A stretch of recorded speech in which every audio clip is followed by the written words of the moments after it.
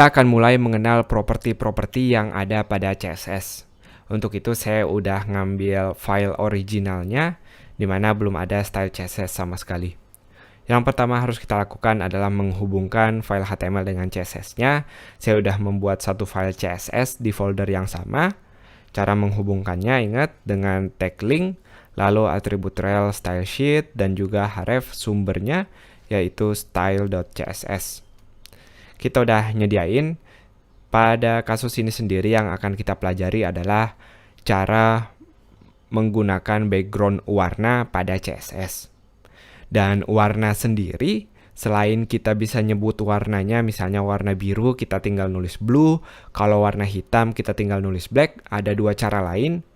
Yang pertama adalah menggunakan hexacolor. Ini nggak cuma pada HTML atau CSS.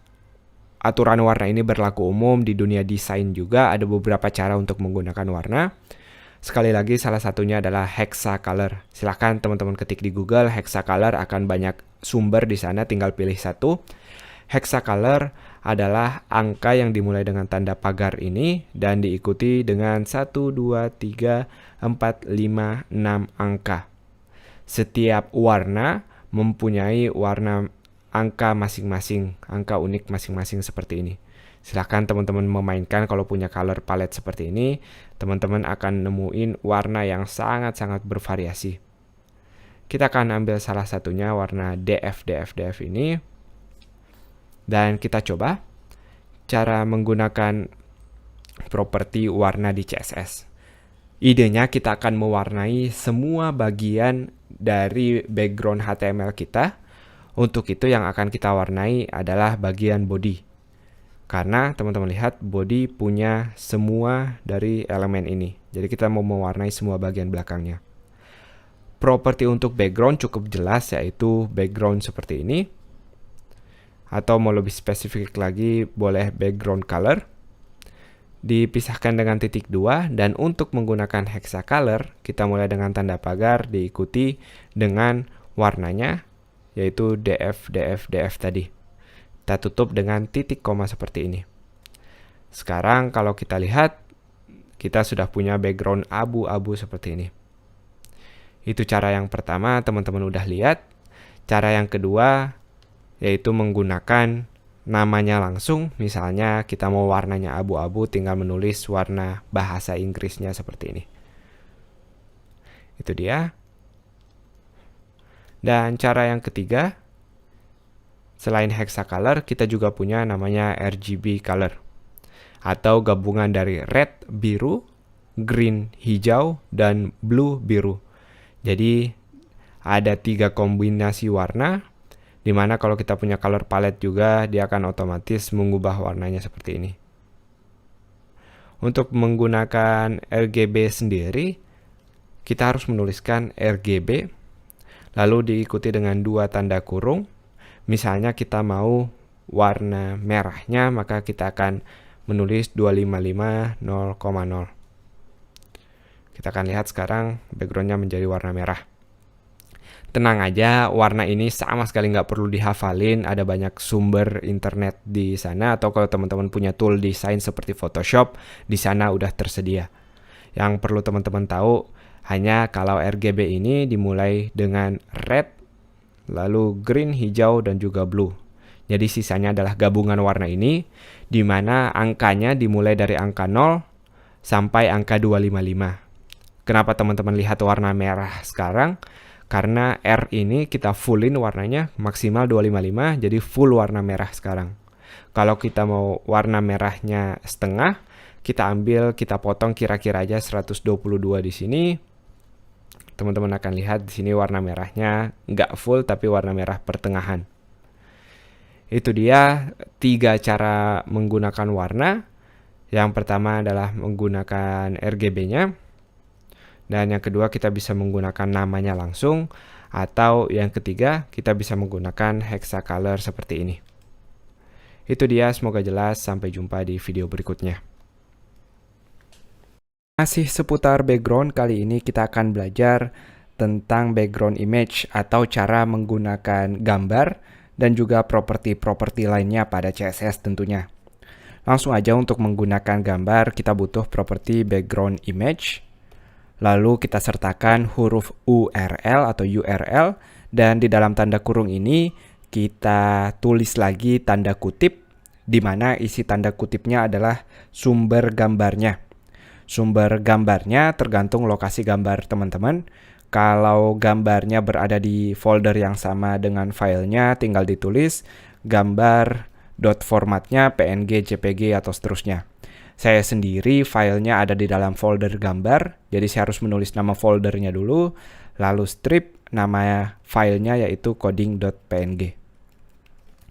Cukup seperti ini, kita udah bisa lihat hasilnya di website kita. Teman-teman lihat kalau gambarnya kecil, dia otomatis akan mengulang-ulang gambarnya ke kanan, ke bawah seperti itu.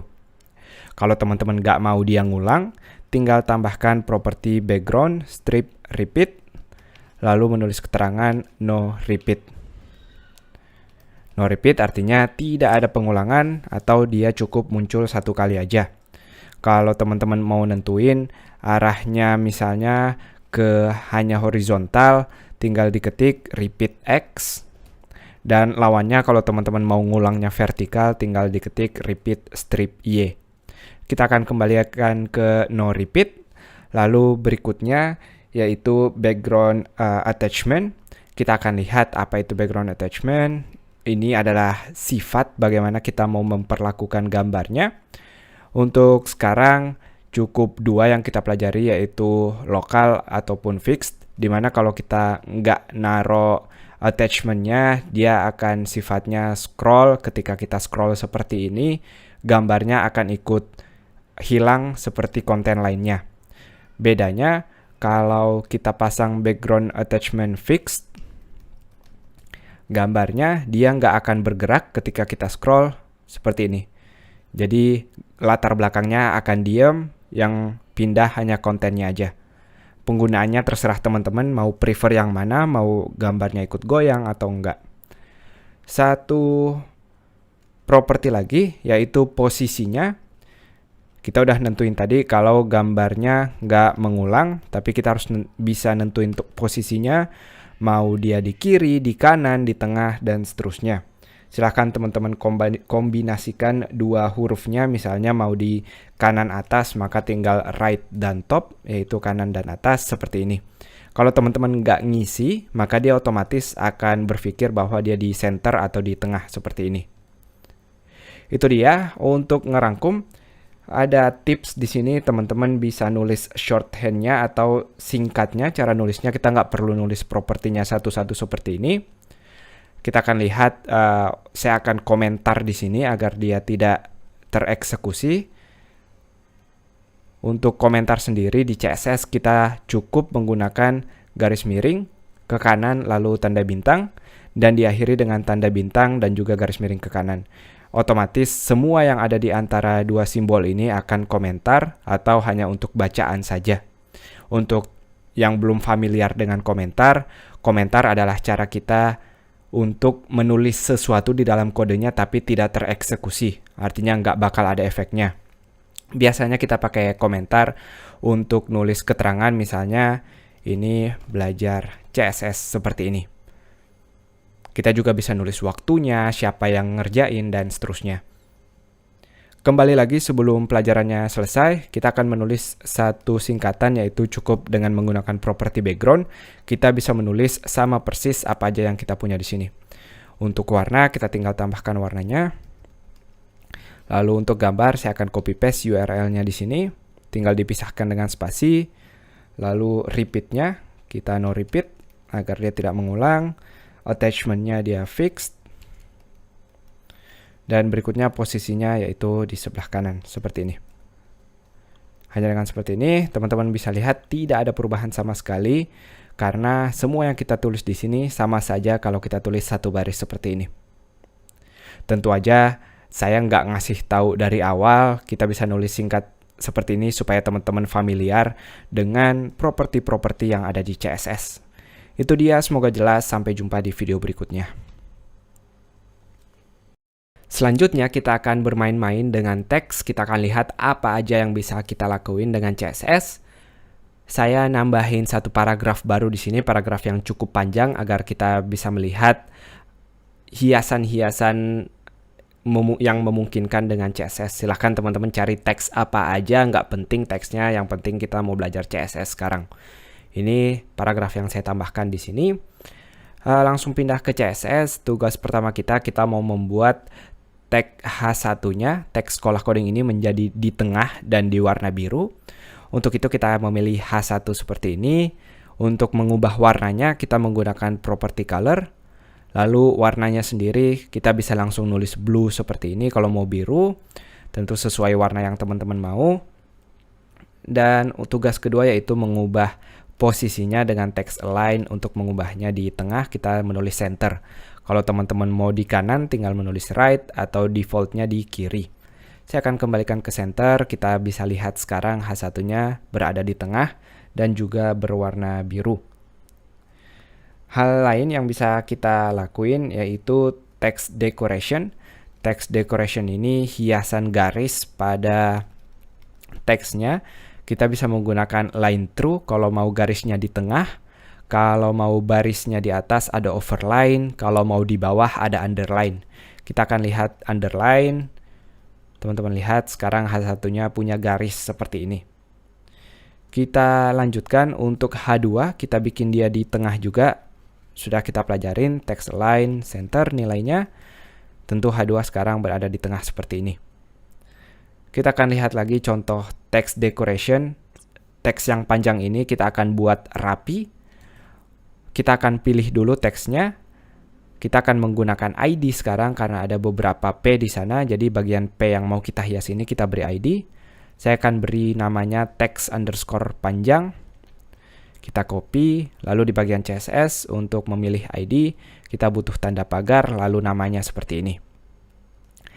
Di teks panjang ini, untuk meratakannya, properti yang sama, text align sekarang. Kali ini propertinya adalah justify. Lihat, dengan justify sekarang teksnya jadi lebih rapi. Seperti biasa kalau kita punya teks panjang biasanya kita mau ada spasi atau tab di bagian awalnya. Untuk itu kita butuh properti yang namanya text indent seperti ini. Kita berikan ukurannya random aja, saya kasih angka 30 dan satuan yang dipakai di CSS secara umum adalah pixel atau px seperti ini. Nanti akan ada beberapa satuan lain tapi untuk sementara teman-teman cukup tahu pixel ini. Ini dia 30 pixel kira-kira seperti ini, kita jadi udah punya jarak sekarang. Sebelumnya kalau teman-teman ngerasa terlalu cepat atau terlalu banyak, tenang aja. Tujuannya saya cuma mau ngeliatin ke teman-teman kalau ada banyak properti atau apa aja yang bisa kita lakuin dengan CSS. Untuk nyari nilai-nilainya sendiri, nama-nama propertinya, tenang aja kita hidup sangat beruntung sekarang kita punya Google. Teman-teman tinggal nulis CSS property di Google udah banyak banget. Atau kalau mau lebih spesifik, misalnya mau nyari nilai apa aja yang bisa kita tulis di decoration, tinggal nulis text decoration CSS, nanti muncul nilai-nilai seperti underline, overline, dan lain-lain.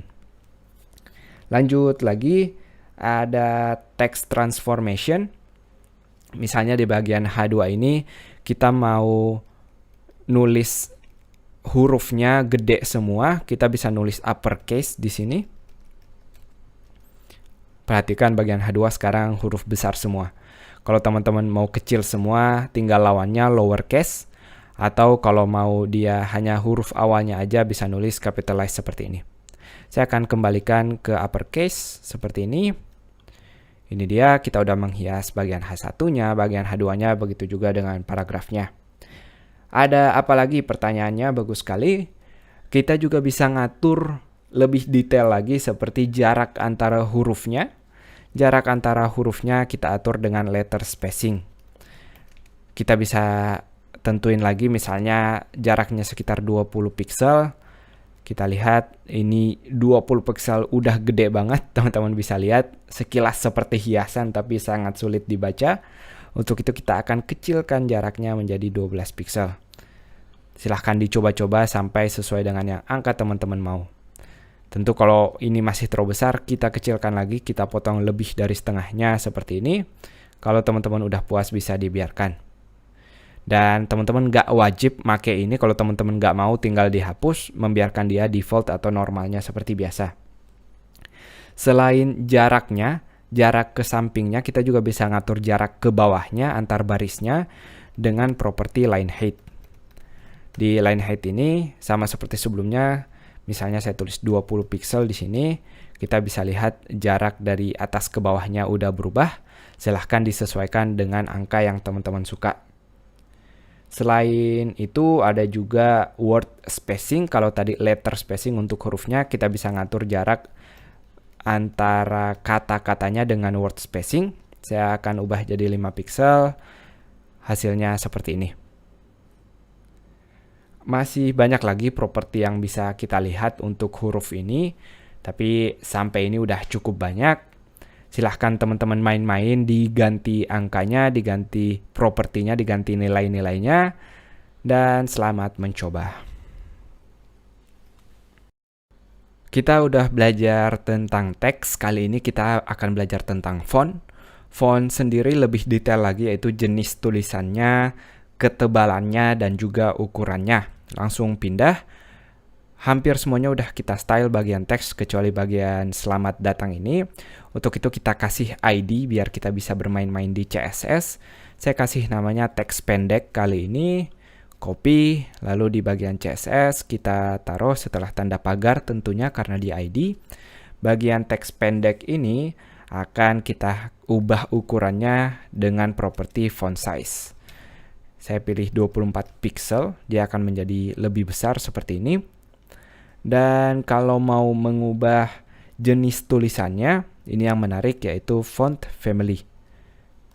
Di font family sendiri yang ada secara default, kita bisa memilih ada serif, ada sans serif, ada monospace, inherit, fantasy, dan juga cursive. Saya akan pilih sans serif sekarang. Dan perhatikan jenis tulisannya, kalau saya refresh, ini dia tulisan yang barunya. Selain jenis tulisannya, kita juga bisa mengubah ketebalannya dengan font weight. Di font weight, kita bisa memilih dia langsung bold. Bold ini sekitar 400. Atau kalau mau masukin angka, kita bisa masukin dari angka 100 sampai juga kelipatan 900. Tapi semuanya kelipatan 100. Jadi bisa 100, 200, sampai 900. Atau teman-teman bisa milih lighter kalau mau dia tipis, kalau normal-normal atau nggak usah ditulis sama sekali, atau bold untuk bikin dia tebal seperti ini. Kita lihat kalau kita bikin bold, ini dia teks kita yang baru sekarang. Sedikit informasi kalau teman-teman mau ngubah langsung semua jenis teksnya, teman-teman nggak perlu copy paste satu-satu seperti ini, tapi cukup di bagian body langsung, karena body ini merangkup semuanya. Misalnya saya tulis di body ini, saya paste bagian font family-nya, dan kita hapus karena kita udah nggak butuh di bagian teks pendek. Sekarang kita akan lihat semua jenis teksnya berubah. Tapi yang berubah hanya jenis tulisannya, bukan ukuran dan juga ketebalannya. Ukuran dan ketebalan teman-teman bisa atur lagi di masing-masing. Itu dia sekilas tentang font. Semoga berguna. Sampai jumpa di video berikutnya.